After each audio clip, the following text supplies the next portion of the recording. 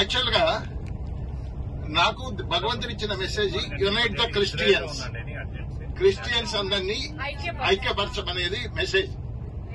కనుక ఎవరు పిలిచినా పోతానేది. మొట్టమొదట నా సంఘము, తర్వాత ఎక్కడికైనా పోతాను. పోయినాక అనేక సంఘాల్లో మన రోమన్ కాథలిక్లు కనపడితే నేను అడిగేవాడిని ఒక ప్రశ్న, ఏమనంటే ఎందుకు వస్తున్నారు మీరు ఇక్కడికి అని అడిగినప్పుడు ఒక సమాధానం ఏం దొరికేదంటే, అక్కడ వాక్యం లేదు, ఇక్కడ ఏదో వాక్యం చెప్తున్నారు అనేది ఒక సమాధానం. దాంతో నాకు చాలా బాధ అనిపించేది. ఎక్కడికి పోయినా నాకు మనసులో బాధ అనిపించి 1 సంవత్సరం పాటు రాత్రి బౌళ్ళు ధ్యానం చేశాను. అయ్యా నాది ఆది సంఘం, ఈ సంఘంలో వాక్యం లేదంటున్నారేంటి, మీరు మాట్లాడితే నేను సంతృప్తి పడతా అని ధ్యానం చేస్తే, మన దివ్య పూజాబలి మొత్తము చూసి నేను ధ్యానం చేస్తే 52 వాక్యాలు దివ్య పూజాబలిలో కనపడ్డాయి. ఈ 52 వాక్యాలు తీసి రాసి ఒక దివ్య పూజాబలిని తయారు చేశాము. ఒక ఫాదరు, ఏరువ థామసరెడ్డి ఫాదరు, నేను కలిసి కొన్ని ప్రాంతాల్లో ప్రదర్శించాం. ఆ పూజాబలిలోనే చాలా అద్భుతాలు జరిగిపోయాయి. తర్వాత నేను ఇప్పుడు చెప్పదలుచుకుంది ఏంటంటే, కొద్ది విషయమే చెప్తా. దానంతా చెప్పాలంటే గంటల తరబడి పడుతుంది. దాన్ని చెప్పను గాని, మన రోమన్ క్యాథలిక్ ఉన్న ఒక గొప్ప అదృష్టం ఏంటంటే, ఎవరికి లేని అదృష్టము, దివ్య బలి పూజ పక్కన పెట్టండి. గొప్ప అదృష్టం ఏంటంటే, మనం గుర్తేస్తాం ఏమని, పిత పుత్ర పరిశుద్ధాత్మ నామం అనే గుర్తు మనం వేస్తాం. ఈ గుర్తు ఎందుకు వేస్తాం? తతిమా ఏ క్రిస్టియన్ వాళ్ళకి అదృష్టం లేదు, మీరు గమనించండి. ఈ గుర్తు ఎందుకు వేస్తాం అనేది మనకు తెలుసో తెలియకో పైన కింద వేస్తాం. చాలా మంది ఏమంటారంటే ఇది సిల్వ గుర్తు అంటారు, అంతవరకే. త్రిత్వైకము సిల్వ గుర్తు అంటారు చాలా మంది. కానీ దీనికి నేను ధ్యానం చేసేటప్పుడు ప్రభు చెప్పిన విషయం ఏంటంటే, నువ్వు పిత అన్నప్పుడు ఎక్కడ నీ చెయ్యి పెడుతున్నావు ఒకసారి గమనించండి. ఎక్కడ పెడుతున్నావు? ఇదేంటి ఇదేంటి మనకి తల.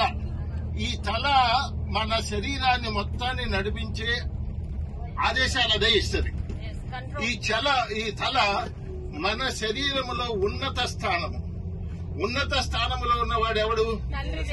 తండ్రి దేవుడు. ఈ తలలోనున్న నా ఆలోచనలని, నా మనస్సుని తండ్రి దేవా నీకు సమర్పణ చేస్తున్నాను. ఇక నా ఆలోచనలు నాయి కావు. పూజాబలిలో ఫాదరు మనం ఒక్కసారి పిత అని మొదలు పెట్టామంటే, ఈ సమర్పణ చేసినాక ఇక నీకు రెండో ఆలోచన రాకూడదు. కానీ మనం ఏం చేస్తాం?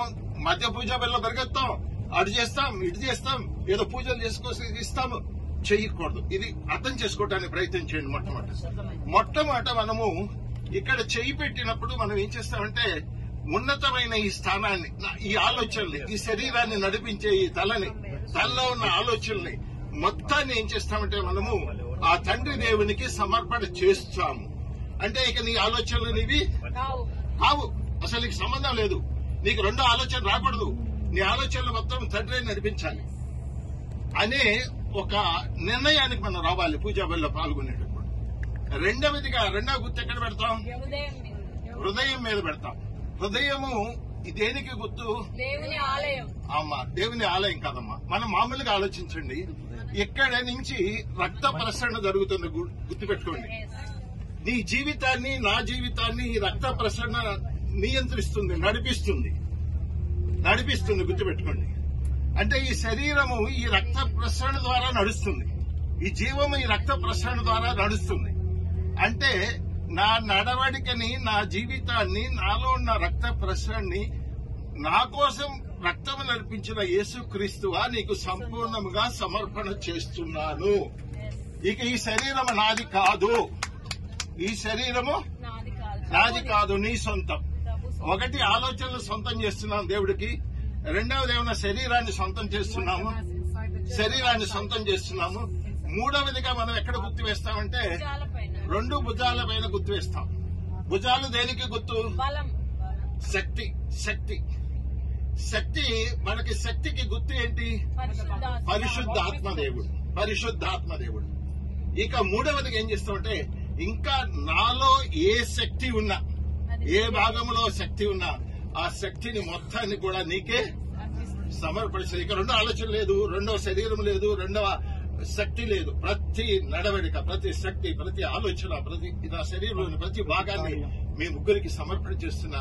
ఇక నేను నా సొంతం కాదు, నీ సొంతం అని సమర్పణ చేయడానికి మొట్టమొదటి గురువు అంటే ముందు ఏదేదో రకాలు చెప్పి వేస్తారు, కానీ నిజానికి పూజలో మొట్టమొదటి గురువు వేపిస్తారు. ఏంది? పిత, పుత్ర, పరిశుద్ధాత్మ అని మొట్టమొదట పూజా బలిలో మొట్టమొదటి ఇదే జరగాలి. జరిగినప్పుడు మనలో ప్రతి మనసు, ప్రతి శరీరము, ప్రతి శక్తి ఆయనకి సమర్పణ చేయబడాలి. ప్రయత్నం చేయండి, ఎందుకంటే చెయ్యండి, మీరు చూస్తారు అద్భుతాలు. పూజా బలిలో పాల్గొనడానికి అలా ప్రయత్నం చేయండి. ఇక తర్వాత తజ్మాయి నేను చెప్పను కానీ పశ్చాత్తాపం ఇవన్నీ చెప్పుకుంటూ పెడితే చాలా ఉంటది. కానీ ఇంకొకటి ముఖ్య భాగము నేనేం చెప్తున్నా అంటే నడి పూజ. నడి పూజ తెలుసు కదా, ప్రభు శరీర రక్త సమర్పణ జరుగుతుంది కదా.